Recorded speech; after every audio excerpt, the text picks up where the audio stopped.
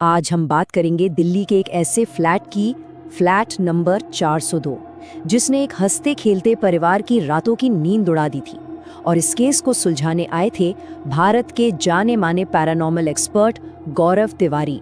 तो चलिए शुरू करते हैं इस रहस्यमयी कहानी को। सब कुछ इसी एक लाइन से शुरू होता है। सोचिए, 2 साल से आप जिस घर में रह रहे हो, अचानक आपको उसी घर से डरने लगे। ये सिर्फ एक डर नहीं था, ये तो बस शुरुआत थी एक भयानक हकीकत की।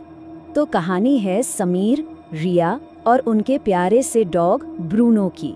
दिल्ली का फ्लैट नंबर 402, उनका छोटा सा खुशियों से भरा आशियाना। 2 साल से सब कुछ एकदम परफेक्ट चल रहा था, लेकिन फिर एक रात कुछ ऐसा हुआ जिसने सब कुछ बदल कर रख दिया। पहले तो उन्हें लगा कि शायद ये कोई छोटी मोटी बात है, पर देखते ही देखते हालात एक बुरे सपने की तरह बिगड़ने लगे। पहले ब्रूनो का घंटों तक खिड़की से बाहर घूरना, फिर डॉक्टर का कहना कि उसे कोई बीमारी नहीं है, और फिर उसका डर कर बिस्तर के नीचे छिप जाना। लेकिन हद तो तब हो गई जब रिया किचन के फर्श पर बेहोश मिली। अब ये साफ था कि घर में कोई चीज है जो बिल्कुल भी अच्छी नहीं है। अब समीर और रिया के पास कोई रास्ता नहीं बचा था। उन्हें पूरा यकीन हो गया था कि ये मामला डॉक्टरों की समझ से बाहर है। उनके घर में कोई अनदेखी शक्ति थी, और जब कोई और चारा नहीं दिखा तो उन्होंने उस इंसान को कॉल किया जो ऐसे मामलों का एक्सपर्ट माना जाता था, भारत के मशहूर पैरानॉर्मल इन्वेस्टिगेटर गौरव तिवारी। गौरव तिवारी का आना उस घर के लिए एक टर्निंग पॉइंट था। अब ये सिर्फ एक डरे हुए परिवार की कहानी नहीं थी, अब ये एक प्रोफेशनल इन्वेस्टिगेशन थी। गौरव और उनकी टीम ने उस फ्लैट को एक तरह की पैरानॉर्मल लैब में बदल दिया, सच का पता लगाने के लिए। और उनकी टीम खाली हाथ नहीं आई थी। उनके पास थे हाई डेफिनिशन 3D कैमरे, thermal sensors, digital audio recorders और सबसे ज़रूरी EMF मीटर। ये सारे गैजेट्स उस अनदेखी ताकत को पकड़ने के लिए लाए गए थे। ये सब देखने में किसी हॉलीवुड मूवी जैसा लग रहा था, पर ये सब कुछ रियल था। अब वक्त था इन्वेस्टिगेशन के सबसे मुश्किल और सबसे ज़रूरी हिस्से का। टीम अब उस अनजानी शक्ति से सीधा संपर्क करने वाली थी। सब लोग तैयार थे, पर एक सवाल सबके मन में था, क्या वो चीज़ भी बात करने के लिए तैयार होगी? गौरव ने एक डिवाइस सेट किया और हवा में अपना पहला सवाल पूछा। उन्होंने बातचीत के नियम एकदम साफ कर दिए थे। एक बहुत ही सिंपल सा सवाल, जिसका जवाब उस घर का और उस परिवार का भविष्य तय करने वाला था। कमरे में सन्नाटा ऐसा था कि सांस लेने की आवाज भी सुनाई दे। सब उस एक बीप का इंतजार कर रहे थे। और फिर वो हुआ। डिवाइस से एक बीप की आवाज आई, सिर्फ एक छोटी सी बीप, लेकिन उस आवाज ने कमरे में मौजूद हर इंसान के रोंगटे खड़े कर दिए। ये कंफर्म हो चुका था वो अकेले नहीं थे। उस अनजानी शक्ति ने जवाब दिया था, वो बात करना चाहती थी। इसके बाद गौरव ने सवालों का सिलसिला शुरू किया। क्या तुम यहाँ पहले से थे? जवाब आया बीप, यानी हाँ। क्या तुम समीर या रिया को जानते हो? जवाब फिर से बीप, हाँ। लेकिन जैसे ही गौरव ने तीसरा सवाल पूछा, क्या तुम यहाँ किसी और की वजह से हो? अचानक डिवाइस पागलों की तरह बीप करने लगा, लगातार और बहुत तेजी से। ऐसा लगा जैसे इस सवाल ने उस शक्ति को गुस्सा दिला दिया हो। और फिर उस शक्ति ने अपनी ताकत दिखानी शुरू की। EMF मीटर, जो आसपास की इलेक्ट्रोमैग्नेटिक एनर्जी को नापता है, उसकी बैटरी अचानक तेजी से गिरने लगी। कुछ ही सेकंड्स में 90% से सीधे 5% पर। पैरानॉर्मल की दुनिया में इसका मतलब होता है कि कोई आत्मा आसपास की सारी एनर्जी को खींच रही है। लेकिन बात यहीं खत्म नहीं हुई। इसके बाद तो जो हुआ वो और भी डरावना था। एक एक करके सारे कैमरे बंद हो गए।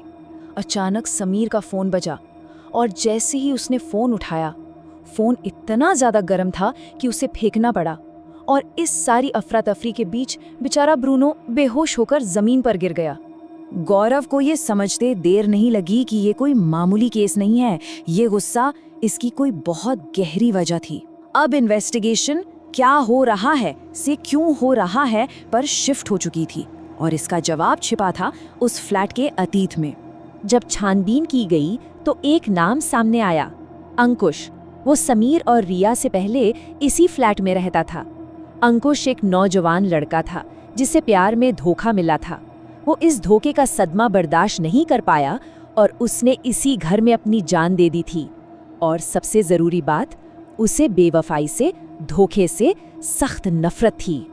बस यहीं पर गौरव के दिमाग की बत्ती जली। अंकुश की कहानी और घर में हो रही ये अजीब घटनाएं, इनके बीच एक सीधा कनेक्शन था। अब ये साफ हो रहा था कि ये आत्मा उस फ्लैट की वजह से नहीं, बल्कि उस फ्लैट में रहने वाले लोगों की वजह से परेशान थी। कोई तो राज था जो अंकुश की आत्मा को भड़का रहा था। और फिर गौरव ने वो सवाल पूछा जिसने इस केस की पूरी गुत्थी सुलझा दी। उन्होंने सीधे रिया की आंखों में देखा और पूछा। ये सवाल सिर्फ एक सवाल नहीं था, ये उस पहेली का आखिरी और सबसे ज़रूरी टुकड़ा था। और तब सच बाहर आया। रिया एक राज छिपा रही थी। कुछ दिन पहले जब समीर शहर से बाहर था तो रिया ने अपने एक्स बॉयफ्रेंड आशीष से बात की थी। वो गर्म हुआ फ़ोन, वो कॉल आशीष का ही था।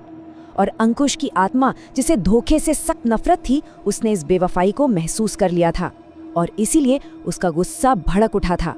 ये सुनना था कि समीर पूरी तरह से टूट गया। उसके लिए ये सिर्फ एक राज नहीं था, ये एक धोखा था।